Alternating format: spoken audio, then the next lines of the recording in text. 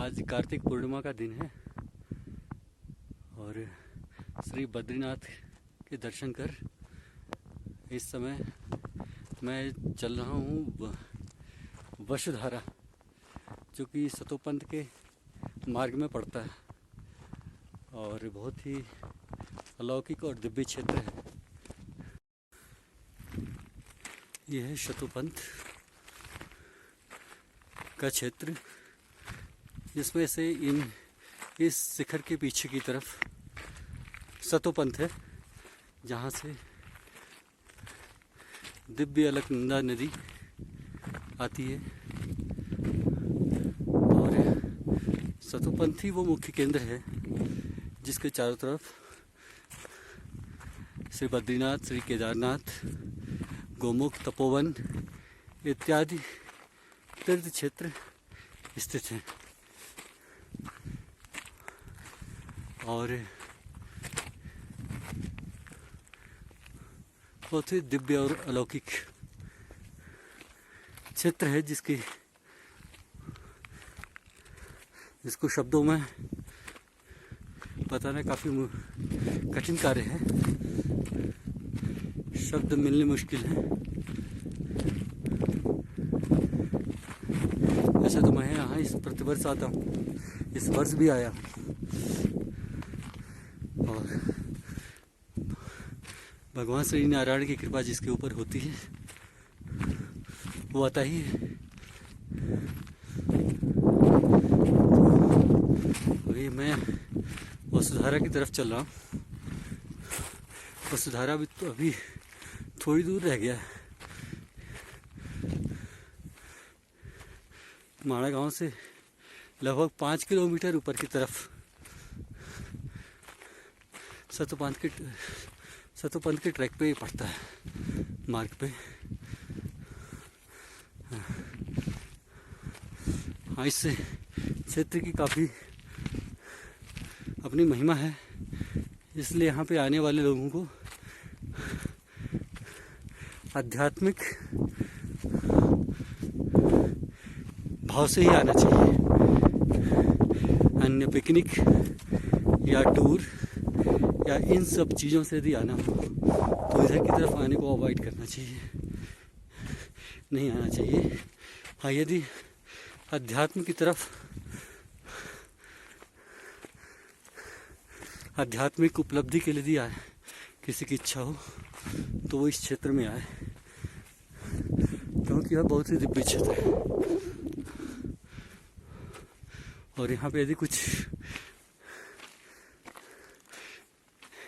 इस तरह की भावनाओं से आध्यात्मिक भावनाओं से व्यक्ति आता है तो उसको इस क्षेत्र में अनुभूति भी प्राप्त होती है।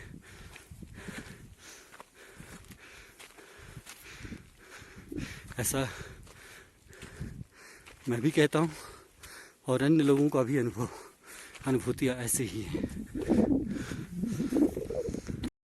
यह है भगवान श्री नारायण का वास स्थान। इसे सतोपंथ कहते हैं और श्री बद्रिकाश्रम भी कहते हैं और नारायण आश्रम भी कहते हैं, जो कि भगवान श्री नारायण का आश्रम है, जिसमें विभिन्न सिद्ध संत जो कि सूक्ष्म रूप में यहाँ पे ध्यानरत रहते हैं, साधना में रहते हैं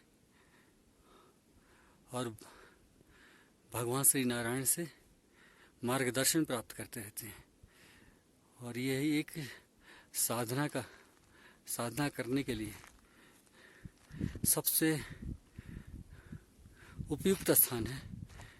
इससे बेहतर कुछ हो ही नहीं सकता। इसीलिए विभिन्न हमारे प्राचीन काल में विभिन्न लोगों शास्त्रों में वर्णन आता है कि विभिन्न लोग यहाँ पे तपस्या करने के लिए आया करते थे। इसके किसी भी साइड में, जैसे तपोवन में पहले साधना की जाती थी, तो वहाँ पे राजा भगीरथ ने तपस्या किया था और श्री बद्रिकाश्रम तो इसके लिए प्रसिद्ध ही है ही। और श्री केदारनाथ क्षेत्र में भी यह भी श्री केदार खंड का ही एक भाग है। यह है दिव्य वसुधारा के जल जिसके बारे में कहा जाता है, शास्त्रों में वर्णन मिलता है कि इसका जल सिर्फ पुण्यात्माओं पे ही पड़ता है। किसी यदि कोई बुरी आत्मा होगी या फिर कोई बुरा मनुष्य होगा जो धर्मानुकूल आचरण नहीं करता होगा, उसके ऊपर इस वसुधारा की बूंदें नहीं पड़ती हैं। परंतु जो पुण्यात्माएं होती हैं उनके ऊपर इस वसुधारा की बूंदें अवश्य पड़ती हैं यदि इसके नीचे खड़े हो जाए। यह है दिव्य वसुधारा जो लगभग 400 फीट ऊंचाई से ऊपर से नीचे को गिरती है। और ये यहाँ पे बर्फ़ जमा है जो धीरे धीरे करके गिर भी रहा है, और उसके नीचे विशाल बर्फ़ का अंबार जमा हो गया है। ये धीरे धीरे पूरा बर्फ़ से ढक जाएगा जो शीत ऋतु में।